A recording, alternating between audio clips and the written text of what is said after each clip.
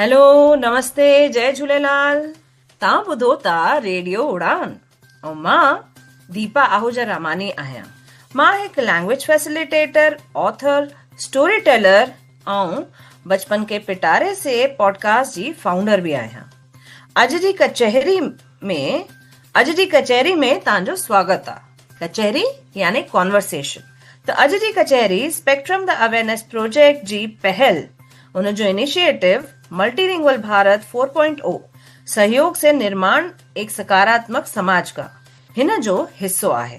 Spectrum the awareness project हिकिड़ो parent support group आहे, यानी उहे ऐं हुननि सां गॾु मिली करे असां भी अहिड़े माउ पीउ खे, पेरेंट्स खे, परिवारनि खे ऐं केयर गिवर्स खे सपोर्ट कंदा आहियूं, जंहिंमें कोई भी जंहिंजे फैमिली में, जंहिंजे परिवार में कोई ऑटिज्म स्पेक्ट्रम में या कंहिं तरीक़े सां न्यूरो डाइवर्स हुजे या कंहिं बि तरीक़े सां विकलांग या डिसेबल्ड आहे।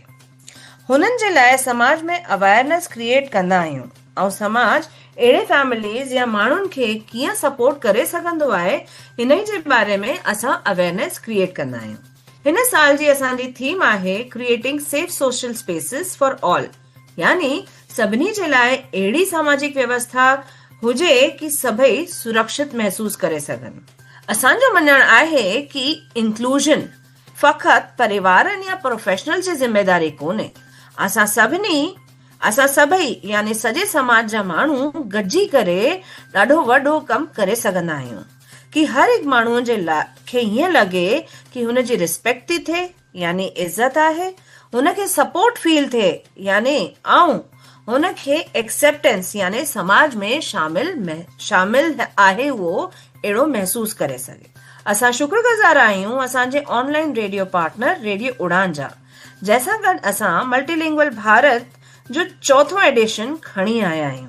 इहो कोलैबोरेशन असांखे मुख़्तलिफ़ इलाक़नि में ऐं इलाही भाषाउनि में असांजी गुफ़्तगू खे वधीक माण्हुनि ताईं यानी वॾी ऑडियंस ताईं पहुचाइण लाइ असांजी मदद करे रहियो आहे ऐं इन सां गॾु इंक्लूजन ऐं अवेयरनेस खे बि पहुचाए थो। इंटरनेशनल मदर लैंग्वेज वीक, जेको 14 फरवरी खां वठी 21 फरवरी ताईं मनायो वेंदो आहे, हिन खे मनाइण लाइ असां ऐं DEIB यानी डाइवर्सिटी माने मुख़्तलिफ़, इक्वालिटी यानी बराबरी, इंक्लूजन यानी शामिल थियण या शामिल करण या शामिल महसूस करण, ऐं बिलोंगिंग यानी पंहिंजाइप खे जी अलग अलग रीजनल लैंग्वेजेस यानी मुख़्तलिफ़ भाषाउनि में या कॉन्वर्सेशन पेश करे रहिया आहियूं। हिन कॉन्वर्सेशन जे ज़रिए असां पंहिंजी रोज़मर्रा जी सोच, पंहिंजे रवैये सां समाज खे वधीक इंक्लूसिव ऐं सपोर्टिव कीअं था करे सघूं, कीअं था ठाहे सघूं, हिन जी कोशिश था कयूं पिया। असां सभिनी खे ख़बर आहे त असांजो देश Bharat, India university and diversity जी सभिनी खां सुठी ऐं मज़बूत मिसाल आहे। अलॻि अलॻि धर्म, जातियुनि ऐं भाषाउनि खे ॻाल्हाइण वारा माण्हू हिते असां गॾिजी करे रहंदा आहियूं ऐं इन स्पिरिट खे मल्हाइण लाइ, सभिनी भाषाउनि खे सेलिब्रेट करण लाइ असां तव्हांजे लाइ इहा सीरीज़ खणी आया आहियूं। ऐं अॼु जी कचहरी में असां सां ॻाल्हाइण लाइ इंदौर मां मिस निशा कटारिया जुड़ी रही आहे, जेका पंहिंजा एक्सपर्टीज़ असां सां गॾु शेयर कंदी। त अचो त हुननि खे वेलकम था कयूं पिया। जय झूलेलाल निशा जी, तव्हांजो ॾाढो स्वागत आहे अॼु जे हिन प्रोग्राम में। जय झूलेलाल दीपा जी, ऐं जय झूलेलाल असांजे सभी लिसनर खे। मां निशा कटनीअ जी बिलोंग कयां थी। मां बेसिकली हिकिड़ी चाइल्ड काउंसलर आहियां ऐं न्यूरो डाइवर्स किड्स सां वर्क कंदी आहियां। 2022 में मां पंहिंजो मास्टर्स इन साइकोलॉजी पूरो कयो ऐं पिछले 2 सालनि खां इंदौर में स्पेशल किड्स, स्पेशली जो ऑटिज्म स्पेक्ट्रम में ईंदा आहिनि ऐं स्पेसिफिक लर्निंग डिसेबिलिटी में ईंदा आहिनि, हुननि सां गॾु थी कमु कयां। साथ ई साथ मां पंहिंजे पाण खे 2025 में play therapy association of India में रजिस्टर भी करायो as a play therapy practitioner. अरे वाह, ॾाढो सुठो लॻो तव्हांजे बारे में ॼाणी करे। प्ले थेरेपी ऐं न्यूरो डाइवर्स, वाह। तव्हां न्यूरो डाइवर्स ॿारनि सां कमु करण लाइ छो ऐं कीअं सोचो ऐं कीअं शुरू कयो, तव्हांजी छा इंस्पिरेशन हुई? मां ॿारनि सां त शुरू सां ई कमु कयो as a teacher J form में, बट जॾहिं 2022 में मां पंहिंजी इंटर्नशिप पई कयां साइकोलॉजी जी, त मां हिकिड़े साइकेट्रिक हॉस्पिटल जे साइकेट्रिक डिपार्टमेंट में वर्क कयो। त हुते अच्छा। ॾाढा ई ॿार गांव खेड़े मां ईंदा हुया जो की हम्म। न्यूरो डाइवर्स और हुननि जा पेरेंट्स उन्हनि खे वठी ईंदा हुया डायग्नोसिस लाइ। त मां हुन जॾहिं हॉस्पिटल में वर्क कंदी हुयमि त हिकिड़ी गवर्नमेंट हॉस्पिटल हुई। त मां हुनजी गवर्नमेंट हॉस्पिटल में इलाज या फिर डायग्नोसिस ॾाढी इज़िली सस्ते में थी वेंदो आहे, पर हुन जी अवस्था ॾाढी बुरी हुई। त हुते वर्क करण खां पोइ मूंखे लॻो की भाई मूंखे इन्हनि ॿारनि लाइ वर्क करिणो आहे जिते मां हुननि लाइ हिकिड़ो सुरक्षित ऐं हिकिड़ो बेटर ऑप्शन क्रिएट करे सघां। हिन करे जॾहिं मां 2024 में इंदौर आहियां त मूंखे डॉक्टर माया बोरा जे अंडर में वर्क करण जो मौक़ो मिलियो। हुननि जे अंडर में रही करे ई मां डायग्नोसिस सिखियो ऐं ॿारनि जा इंटरवेंशन करणु सिखिया। सो बेसिकली अच्छा। मुंहिंजो इंस्पिरेशन हुयो की मां जहिड़े इलाइक़े मां ईंदी आहियां हुनजे आसपास अवेयरनेस ई घटि आहे ऐं माण्हुनि सिर्फ़ु हिन करे ईंदा आहिनि हॉस्पिटल में की भई मुंहिंजे ॿार जी जांच थी वञे ऐं हुनखे सर्टिफिकेट मिली सघे ताकी असांजे गवर्नमेंट जी सपोर्ट मिली सघे, बट ॿारनि जे इंटरवेंशन में कोई कमु करणु न पियो चाहे हुते। त मुंहिंजो ओके। हुयो की मां ॿारनि जे इंटरवेंशन में वर्क पई करणु चाहियां, हिन करे मां न्यूरो डाइवर्स किड्स सां वर्क करणु स्टार्ट कयो। न, ॾाढी सुठी ॻाल्हि आहे। ऐं तव्हां ॾाढो सुठो हिकिड़ो पॉइंट खणी आया आहियो की माण्हुनि में अवेयरनेस कोन्हे। गवर्नमेंट सपोर्ट त खपे, लेकिन हुनखे ठीकु करण जी कीअं कजे उनजी अवेयरनेस घटि आहे। त तव्हां सेफ स्पेसिस बि चयो, त तव्हांजे लाइ ऐं जीअं असां सेफ स्पेसिस क्रिएट करण जे बारे में ॻाल्हाए रहिया आहियूं सभई, त तव्हांजे हिसाब सां सेफ स्पेस छा थींदो आहे? दीपा जी, मुंहिंजे हिसाब सां सेफ स्पेस असां हुनखे ई चई सघूं था जिते विकलांगता, न्यूरो डाइवर्सिटी ऐं जो स्पेक्ट्रम में ॿार ईंदा आहिनि, ऑटिज़म स्पेक्ट्रम में ॿार ईंदा आहिनि, हुननि खे हिकिड़ो सामाजिक सुरक्षित स्थान मिली सघे जिते हुननि जी भिन्नताउनि खे सिर्फ़ु सहन ई न करिजे, जबकि हुनखे अच्छा। हुनजे महत्व खे बि सम्झनि माण्हू।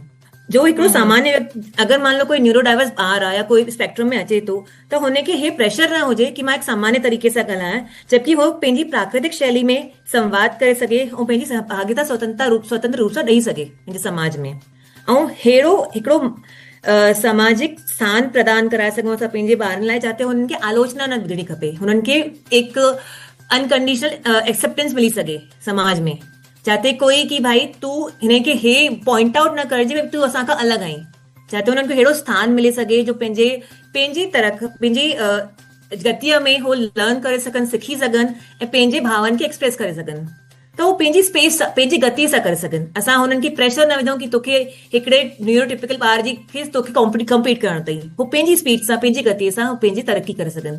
त असां अहिड़ो स्पेस क्रिएट करणु था चाहियूं।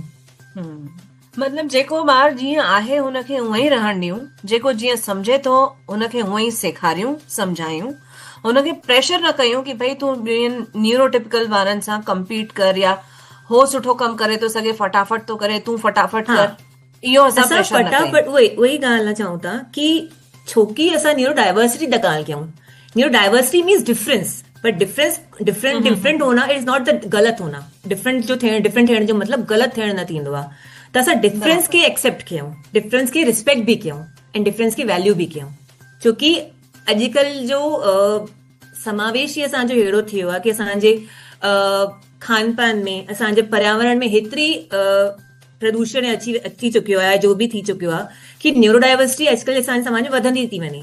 अगरि असां चऊं कि WHO जो 2025 में हिकिड़ो सेप्टेंबर में उन्होंने हिकिड़ो आर्टिकल छापियो हुयो जंहिंमें उन ॿुधाइनि पिया कि ऐं हे सेंसिस 2021 खां WHO खणी आयो कि आउट ऑफ 1 फ्रॉम 127 127 मां हिकिड़ो ॿार असांजो न्यूरो डाइवर्स आहे पूरी दुनिया में। त न्यूरो डाइवर्सिटी वधे ई थी, त बेटर आहे कि असां न्यूरो डाइवर्सिटी खे पंहिंजे समावेश करे सघूं पंहिंजे समाज में, ना कि हुननि खे धुतकारियो या फिर डिसरिस्पेक्ट कयूं। करेक्ट। जीअं असां ईअं चवंदा आहियूं न कि हिकिड़ो क़िस्मनि जा जेके अलॻि अलॻि रंग बिरंगा गुल थींदा आहिनि हुन सां ई बाग सुहिणो थींदो आहे, हीअं ई अलॻि अलॻि माण्हू, अलॻि अलॻि तरीक़े जा माण्हू ई त समाज खे सुठो ठाहींदा आहिनि न। जी, हर हिकु हिकिड़ो समाज ई असांजो बगीचे वांगुरु आहे न। असां अगरि चऊं कि हिकिड़े गुलाब जे गुल में खुशबू ऐं कपास जे गुल में खुशबू न आहे ऐं कपास जे गुल जी महत्वता कान्हे, त असां नथा चई सघूं। समाज में हर हिकु व्यक्तिअ जी, हर हिकु इंडिविजुअल जी महत्वता आहे। हिकिड़ो न्यूरो डाइवर्स ॿार बि हिकिड़ो असां हिकु एग्जाम्पल, मां तव्हांखे हिकिड़े बुक जे एग्जाम्पल जे करे ॿुधायां थी। द बुक जो नालो आहे this is dyslexia, written by Kate Griggs. हिन बुक में लिखियल आहे कि जो डिसलेक्सिक ॿार जे थींदा आहिनि, जेके पढ़ण लिखण जी दिक़त हूंदी आहे, अॼुकल्ह जो वॾी इंडस्ट्रीज़ आहिनि, हेड़े ॿारनि खे डिस्लेक्सिक थिंकिंग खे पंहिंजे पाण हो त करनि, मतिलबु चाहिनि था हिकिड़ो ही ॾाढो वॾो स्किल आहे डिस्लेक्सिक थिंकिंग खे डेवलप करणु। डिस्लेक्सिक थिंकिंग मतिलबु out of the box thinking. त अॼुकल्ह वॾी वॾी कंपनियूं हिन ॻाल्हि खे प्रमोट था करनि। त असां लेकिन समाज में छोकी डिस्लेक्सिया जो हेतिरो अवेयरनेस ई कान्हे, त असां जो ॿारनि जे पढ़ण लिखण जी दिक़त आहे, त जॾहिं असांखे समाज में अवेयरनेस कान्हे ऐं ॿार डिस्लेक्सिक आहे, त हो समाज में हुनखे ॿिया ॿार या समाज में असांजा वॾा ई हुननि खे एतिरो धुतकारनि था या एतिरो असम्मान था करनि हुननि जो, कि हुननि जो मॉरल केतिरो डाउन थो थी वञे। जबकि हेड़ी वॾी वॾी कंपनियूं तव्हांखे ॿुधाइनि था कि अॼुकल्ह हिकिड़ी ॾाढी वॾी स्किल थी चुकी आहे dyslexic thinking, out of the box thinking. अरे वाह, इहो त तव्हां सुठी ॻाल्हि ॿुधाई। त वाकई में out of the box thinking जी त ॾाढी ज़रूरत आहे। असां सभिनी खे, जीअं मां टीचर आहियां त स्कूल में पढ़ाईंदी हुयसि या हाणे कॉलेज में असां ॿारनि खे इहो ई त चवंदा आहियूं न कि out of the box you should think. So सुठी ॻाल्हि आहे ऐं इहो पेरेंट्स खे सम्झणु घुरिजे, असांखे सपोर्ट करणु घुरिजे बीइंग सोसाइटी। त असां सेफ स्पेस कीअं था ठाहे सघूं, कुझु हिन जे बारे में तव्हां ॿुधाईंदव प्लीज़?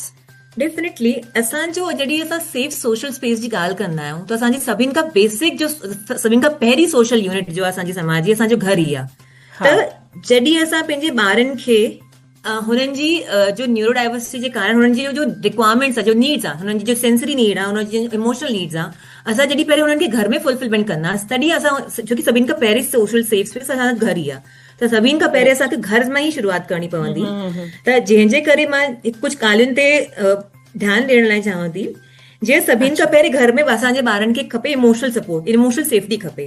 त हुननि जी ॻाल्हि लाइ सभिनि खां पहिरीं असांखे पंहिंजे ॿारनि खे ॿियनि ॿारनि सां कंपेरिज़न करणु बंदि करणो पवंदो। असांखे ॾिसणो पवंदो कि हा, मुंहिंजे ॿार जी हिकिड़ी कंडीशन आहे, त मुंहिंजो ॿार हिकिड़ो न्यूरोटिपिकल ॿार वांगुरु वर्क न करे सघे थो। त हिन ॻाल्हि खे पहिरीं असांखे अपनाइणो पवंदो, रिस्पेक्ट करणी पवंदी हिन ॻाल्हि खे। दूसरा कि असांखे हुननि जी भावनाउनि खे मान्यता ॾियणी पवंदी कि पुट मां तोखे सम्झां थी। अगरि सभिनि खां पहिरियों सेफ्टी तॾहिं ईंदी आहे जॾहिं असांखे लॻे कि साम्हूं वारे मूंखे सम्झी सघे थो। मां जो चवणु थी चाहियां या मां नथी चई सघां, लेकिन मुंहिंजो माउ, मुंहिंजो पीउ, मुंहिंजो ॾाॾो ॾाॾी, मुंहिंजो भाउ भेण मूंखे सम्झी था सघनि।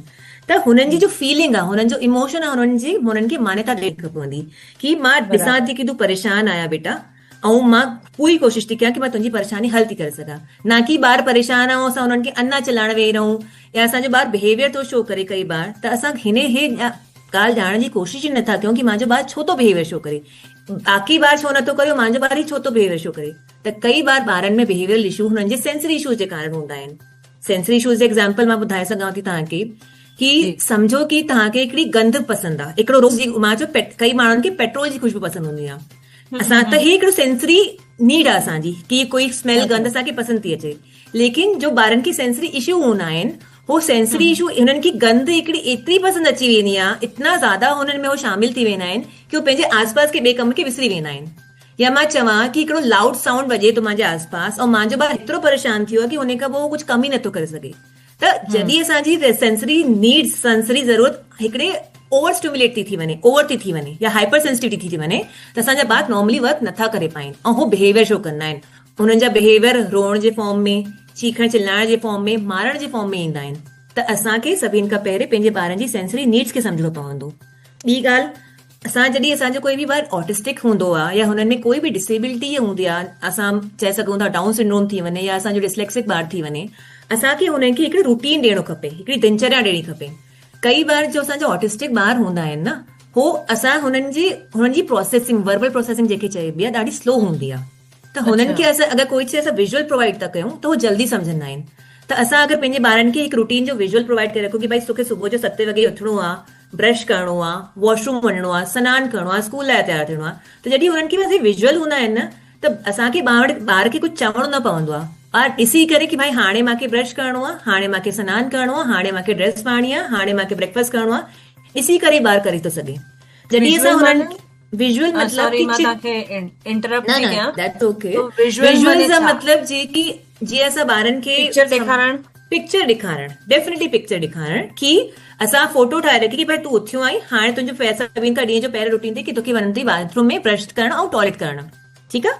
हुन खां पोइ तुंहिंजो सेकेंड रूटीन थिए कि तोखे सनानु करणो अथई, हुन खां पोइ अची करे तोखे कपिड़ा पाइणा अथई, हुन खां पोइ अची करे तोखे ब्रेकफास्ट करणो अथई स्कूल लाइ। त असां जॾहिं ॿारनि खे विजुअल प्रोवाइड कंदा आहियूं त हिननि ॿार जॾहिं जो ॿार ADHD में हूंदा आहिनि या जो ॿार ऑटिज्म स्पेक्ट्रम में हूंदा आहिनि, हुननि जा वर्बल प्रोसेसिंग ॾाढो स्लो हूंदो आहे। मतिलबु जो बि तव्हां ॻाल्हि चवंदा आहियो न, हुननि जे ब्रेन में वेंदी त आहे, पर हुननि खे प्रोसेसिंग ॾाढी स्लो हूंदी आहे।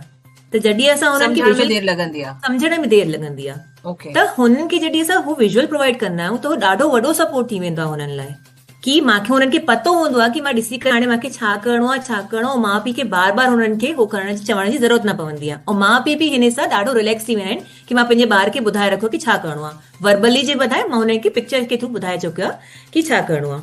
दूसरो ॿियो कि भई असांजो ॿार जे बि तरीक़े सां कम्युनिकेट थो करे, असां हुनखे रिस्पेक्ट कयूं। मुंहिंजो ॿार अगरि मान लो कोई फुल स्टेटमेंट में नथो चई सघे ऐं मूंखे पंहिंजी ॻाल्हि वन वर्ड में थो स्टेट करे, त मां हुनखे अपनायां। मां हुनखे फोर्स न कयां कि न तूं पूरो सेंटेंस चओ, तूं पूरो सेंटेंस चओ, इहो न कयां। ॿियो कि कई बार असां ऑटिज़म में ॾिसंदा आहियूं स्पीच डिले ॾाढी हूंदी आहे, पर अगरि मान लो 2 या 3 सालनि जो ॿार थी वियो आहे जेके स्पीच डिले कान्हे, पर हुनजी ज़रूरत त थींदी आहिनि, त असां हुननि खे AAC चइबो आहे, यानी ऑल्टरनेट ऑगमेंटेटिव कम्युनिकेशन। ही पिक्चर के थ्रू ही कम्युनिकेशन थींदो आहे कि अगरि मुंहिंजे ॿार खे कुझु खपे त मूंखे पिक्चर ॾियो, मां हुनखे उहो प्रोवाइड करे सघां। त कहिड़े बि different form J of communication खे असां पंहिंजे ॿार खे सपोर्ट कयां। ऐं ॿियो थींदो आहे कि मां पंहिंजे ॿार खे इंडिपेंडेंट थियण लाइ बि हो कयां, कमु कयां। असां ॿारनि खे इंडिपेंडेंट, जो न्यूरो डाइवर्स ॿार आहिनि, असां हुननि खे इंडिपेंडेंट कीअं ठाहियूं। त सभिनि खां पहिरीं त ॻाल्हि आहे कि मां पेरेंट्स खे चवणु चाहियां थी कि अगरि तव्हांखे लॻे थो कि भई तव्हांजो ॿार यूजुअल ॿारनि सां हुननि जो कुझु डेवलपमेंट डिले आहे, डेवलपमेंट डिले जी ॻाल्हि मां थी कयां कि जॾहिं ॿार पैदा थो थिए त 3 महीननि में हुननि जो या 4 महीननि में हुनजो नेक होल्ड अचणो खपे, 6 महीननि में मुंहिंजो ॿार वेहण सघे, 7 महीने में क्रॉल करणु सिखी वञे, 10 या 12 महीने ताईं 1 या 2 वर्ड में ॻाल्हाइणु सिखे, 13-14 महीने ताईं उहो हलणु सिखे, ऐं 15-16 या 1.5 साल में ॿार मुंहिंजो 2 शब्दनि में पंहिंजी ॻाल्हि चई सघे। अगरि तव्हांखे लॻे थो ऐं 90 महीने में ॿार आई कॉन्टेक्ट करे सघे, तव्हां हुनजो जॾहिं नालो था सॾो त तव्हांखे आई कॉन्टेक्ट थो करे, तव्हांजी ॻाल्हि ॿुधे थो, रिस्पॉन्स थो ॾे। अगरि तव्हांखे लॻे थो कि तव्हांजा ॿार हिन सभु शयुनि में पोइते था हलनि, त तव्हांखे सभिनि खां पहिरियों कमु आहे कि तव्हां पंहिंजे न्यूरो पीडियाट्रिशियन सां कंसल्ट कयो। तव्हां पंहिंजे ॿारनि जे पीडियाट्रिशियन सां कंसल्ट कयो, ही ॼाणण जी कोशिशि कयो कि छा मुंहिंजे ॿार जी कोई कंडीशन आहे या न आहे। अगरि असांजे ॿारनि जी कोई कंडीशन आहे त सभिनि खां पहिरियों असांखे पंहिंजे ॿारनि खे हिकिड़े ऑक्यूपेशनल थेरेपी में एनरोल करायूं, जिते जो हुननि खे जेतिरो डिले थो हले। जॾहिं असां पंहिंजे ॿारनि खे ऑक्यूपेशनल थेरेपी में एनरोल कराईंदा आहियूं, तॾहिं ॿार पंहिंजे कम सां जो डेली लाइफ एक्टिविटी थींदा आहिनि हुन में इंडिपेंडेंट थी पाईंदा आहिनि। त असांखे पंहिंजे ॿारनि खे डेली लिविंग एक्टिविटी लाइ इंडिपेंडेंट भी ठाहिणो आहे। जॾहिं असां पंहिंजे घर में हे सभु करे सघूं था त सेकेंड थींदो आहे जॾहिं ॿार स्कूल वञणु शुरू कंदो आहे। त जॾहिं स्कूल थो वञे ॿार, त स्कूल में इंक्लूशन हीअं थियणो खपे कि जो असांजा टीचर आहिनि हू बि ॿारनि जे प्रति थोरो संवेदन रहनि, हुननि जे कंडीशन जे प्रति थोरो सो जागरूकता रखनि, अवेयरनेस रखनि, ऐं हुनखे क्लास में ई समावेशी वातावरण ॾेई सघनि। ऐं साथ साथ पंहिंजे ॿार जो अदर ॿार आहिनि, जो ॿिया ॿार आहिनि क्लास में, हुननि खे बि सम्झाए सघनि कि भई मुंहिंजो हे ॿार थोरो डिफरेंट आहे। त हिकु जो पीयर बडी कल्चर थींदो आहे असांजी क्लास में, कि अगरि मान लो मुंहिंजो ॿार हिकिड़ो न्यूरो डाइवर्स आहे त मुंहिंजो हिकिड़ो पीयर ॾेई सघां रखां हुनखे, कि उहो हुनखे सम्झाए सघे, हुनखे हेल्प करे सघे क्लास में। त इन नंढा नंढा कदम आहिनि जंहिंसां असां पंहिंजे समाज खे इंक्लूसिव ठाहे था सघूं। तव्हां जीअं इंडिपेंडेंट ठाहिण जी ॻाल्हि कई त ॿार पंहिंजो सनानु पाण करे सघे, जूता पाए सघे, कपिड़ा पाए सघे, टॉयलेट वञी सघे, त हे पंहिंजो पाण इंडिपेंडेंट थिए, हिन जे लाइ असांखे कोशिशि करण जी ज़रूरत आहे एज पेरेंट्स, है न? इहो ई पिया चओ न तव्हां? जी जी, मां इहो ई थी चाहियां कि ॿार असांजो ॿार न्यूरो डाइवर्स आहे त असांखे लॻंदो कि ॿार धीरे धीरे थो करे त मां करे थी रखांसि, हुनजो मां थी करे रखांसि। लेकिन अगरि असां जीवन भर पंहिंजे ॿार जो कंदासीं त मुंहिंजो ॿार इंडिपेंडेंट कॾहिं ठहंदो? सही ॻाल्हि आहे। त असांखे पंहिंजे ॿारनि खे इंडिपेंडेंट बि ठाहिणो आहे। असांखे हुननि खे जॾहिं इंडिपेंडेंट थींदो मुंहिंजो ॿार, तॾहिं हुनखे सुरक्षित महसूस बि करे सघंदो। हिकु छोकी ॿार वॾो थींदो त हर वक़्तु हुनखे पंहिंजो हथु पंहिंजे शरीर ते न पसंदि ईंदो, त पंहिंजी शारीरिक सुरक्षा बि हुनजी ॾियण असांखे ज़िम्मेदारी आहे। बराबरि। ऐं हा बराबरि आहे कि उहो इंडिपेंडेंट फील कंदो त उहो सेफ बि फील कंदो कि मां पंहिंजो कमु पाण थो करे सघां। जी, त कुल मिलाए करे मथे मतिलबु असांखे पेशेंस रखण जी ॾाढी ज़रूरत आहे, ऐं सभिनी खां पहले एक्सेप्ट करण जी ज़रूरत आहे कि हा इहा कंडीशन आहे ऐं हिनखे मां कीअं थी ठीकु करे सघां, ॿार पंहिंजो पाण सेफ कीअं हुनखे फील कराए थी सघां, इहो एज पेरेंट्स या एज फैमिली मुंहिंजी ज़िम्मेदारी आहे। करेक्ट? जी। त तव्हां बिल्कुलु सही ॻाल्हियूं चयूं कि टीचर्स छा था करे सघनि ऐं परिवार में असां छा था करे सघूं। ऐं पहिरियों कमु असां इहो करे छॾियोसीं त पोइ धीरे धीरे नेचुरली समाज में बि इहो रिपल इफेक्ट थींदो ई थींदो। जी त जीअं तव्हां चयो पेरेंट्स खे करणु घुरिजे, त पेरेंट्स जे मथां ॾाढो प्रेशर थी वेंदो आहे न, की न्यू पेरेंट्स लाइ की भई असांखे ॿार खे सेखारिणो आहे, असांखे पेशेंस रखिणो आहे, असांखे धीरे धीरे हुनजे हिसाब सां एडजस्ट करिणो आहे। त जी ऑब्वियसली बीइंग अ पेरेंट कॾहिं बि सवलो न हूंदो आहे माउ पीउ ठहणु, है न। बिल्कुल त भी न। न्यू पेरेंट्स खे तव्हां कुझु सलाह ॾियणु चाहींदव की पंहिंजी मेंटल हेल्थ, ॿारनि जे पुठियां असां सभु निछावर कंदा वेंदा आहियूं, है न, ॿारनि जे पुठियां पुठियां असां घुमंदा आहियूं, लेकिन ॿारनि खे ठीकु रखण जे लाइ असांखे सभिनी खां पहले पंहिंजी मेंटल हेल्थ जी ज़रूरत आहे, ठीकु रखण जी ज़रूरत आहे। त पंहिंजो ध्यानु रखण लाइ, पंहिंजी मेंटल हेल्थ जो कीअं ध्यानु था रखे सघूं, इन जे लाइ तव्हां न्यू पेरेंट्स खे कुझु चवणु चाहींदा? डेफिनेटली मां चवणु चाहियां थी, जॾहिं बि कॾहिं पंहिंजे के पेरेंट खे अगरि पतो थो पए अगरि ॿार डाउन सिंड्रोम आहे या कॾहिं सेरेब्रल पैल्सी आहे ॿार खे, त बाय बर्थ ई ॿार जी कंडीशन अवेयर साम्हूं अची वेंदी आहे। लेकिन कुझु कंडीशन जीअं ऑटिज़म थी वियो या लर्निंग डिसेबिलिटी थी वई, हा जो की हिकिड़े उमिरि खां पोइ ई पतो पवंदी आहे। त जॾहिं बि असां तव्हांखे पतो थो पए की भई मुंहिंजे ॿार खे कहिड़ी कंडीशन आहे, त सभिनि खां पहिरियों हुनखे एक्सेप्टेंस करण जी ज़रूरत आहे। जॾहिं तव्हां एक्सेप्ट करे पाईंदव, असां हिन दुख में की मुंहिंजे ॿार ईअं छो थियो, बजाए हिन खे एक्सेप्ट कयो। त सभिनि खां फर्स्ट स्टेप जो तव्हां पंहिंजी मेंटल हेल्थ सही रखण की एक्सेप्टेंस हुजे, तव्हां में एक्सेप्टेंस हुजे। ऐं जॾहिं तव्हां में एक्सेप्टेंस ईंदो त तव्हां एम्पैथेटिक बिहेवियर करे पाईंदो पंहिंजे ॿारनि लाइ। तव्हां हीअ सम्झी सघंदो की मुंहिंजो ॿार कहिड़ी अवस्था में गुज़रे थो।